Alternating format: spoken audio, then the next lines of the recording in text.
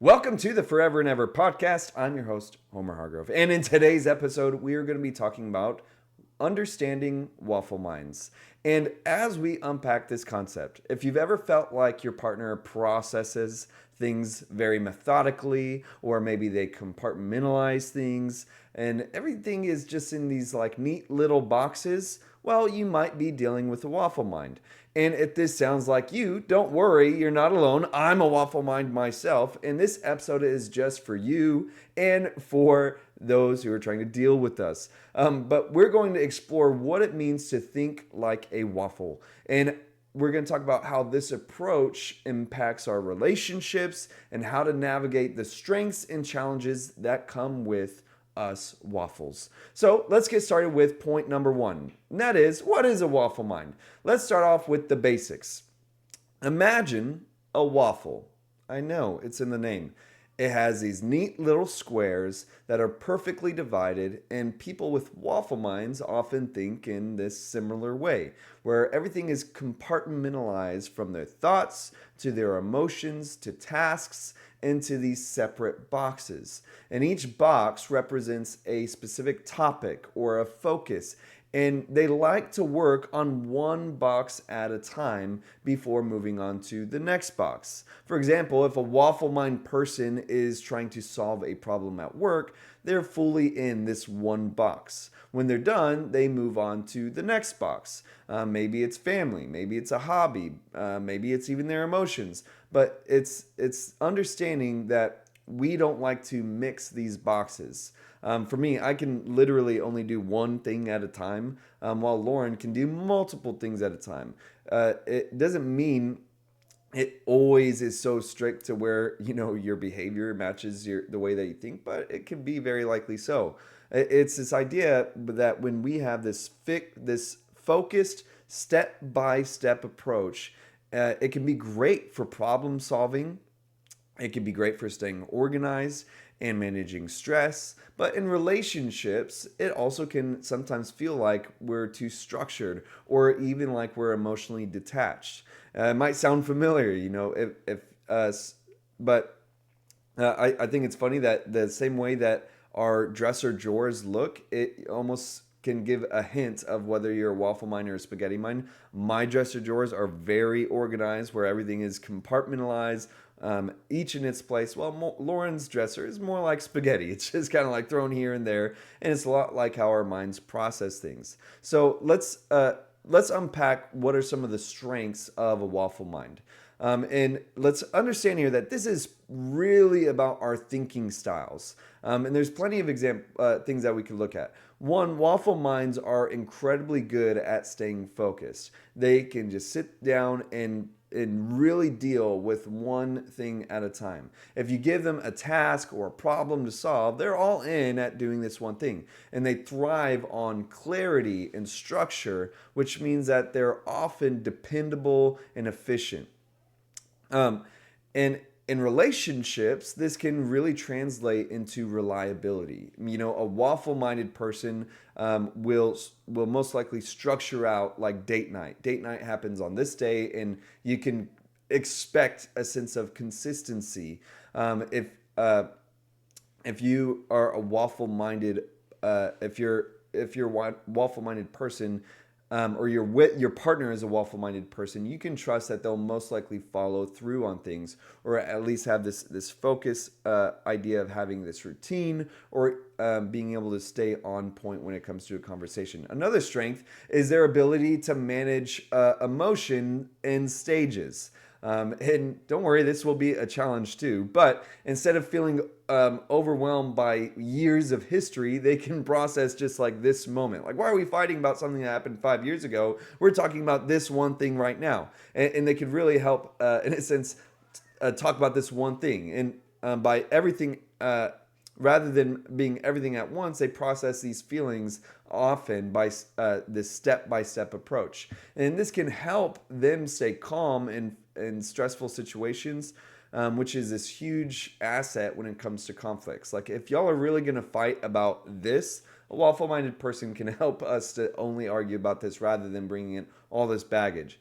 If you're waffle-minded person, give yourself some credit because these strengths are really valuable when it comes to relationships. Now, I know all of the spaghetti minds are waiting for this. The challenges of a waffle mind in relationships is one of the biggest ones is that the waffle minded person can seem emotionally unavailable at times or emotionally detached because they focus on one thing at a time. They might put their emotions in a box while they deal with something else.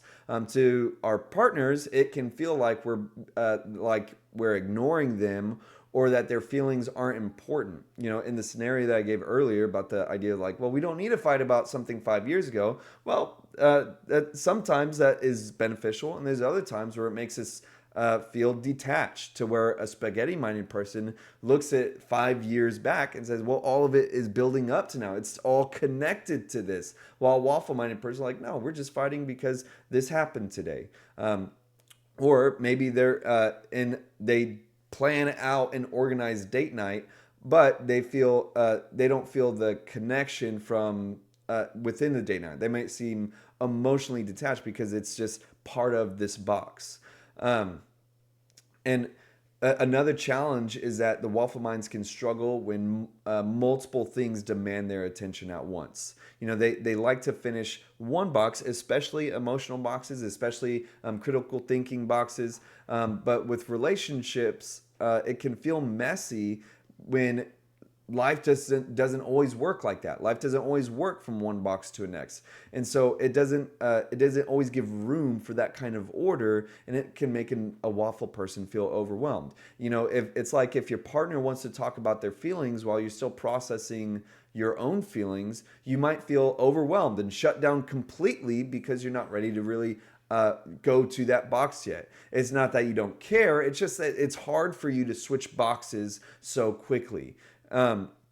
It's like these things have to be separated, and it can even make you feel frustrated. Say you're working on the box of, like, say you're trying to discipline your kids, and maybe your partner comes in and says, well, hey, what about we do this? And it feels almost overwhelming because now it feels like your partner is coming into this box, and you feel like this conflict, like, well, I was already telling them this, and it could just feel overwhelming. Well, spaghetti minded people, they can kind of almost ebb and flow into different situations more clearly. Now let's talk about navigating relationships as a waffle mind or with a waffle mind.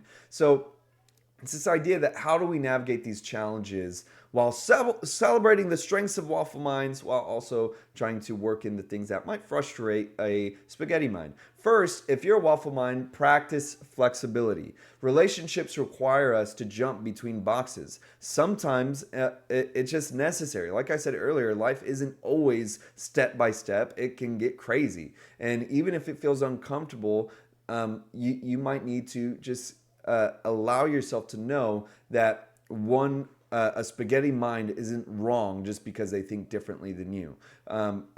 For instance, if your partner brings up a sensitive topic, try to pause what you're doing and give them your attention. And even if it means leaving a box that was in your mind unfinished, you can't just shut them down because you feel like, well, we're not talking about that, so we don't need to talk about that. It's just, this person wants to talk about it too. They feel like it's connected, and it's not about being right or wrong, but allowing them to have emotions too, just like you do. Second, if your partner is a waffle mind, if your partner is a waffle mind, try not to take their compartmentalization so personally. Understand that this is just how their mind works, and their focus on one thing at a time doesn't mean that they don't care or that their emotions are not for you or for what y'all are going through. It's just how their brains work. It's one thing at a time. It's not something to take personal. Instead of pushing for immediate emotional responses, allow them to have time to process. You'll often find that once they are ready, their responses will be thoughtful. It will most likely be intentional. They will be very almost like careful in how they say certain things because they now understand this box and they're walking into it. And finally, both partners can benefit from this idea of clear communication.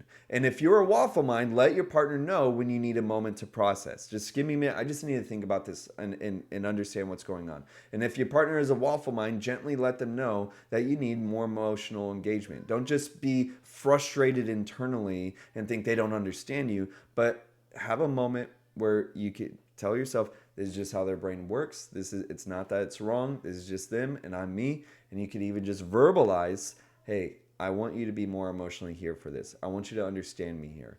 So here's some takeaways. One, waffle minds bring incredible focus. They bring reliability and structure to our relationships. But they also need to work on staying emotionally present and flexible. And if you or your partner thinks like a waffle, don't see it as a flaw.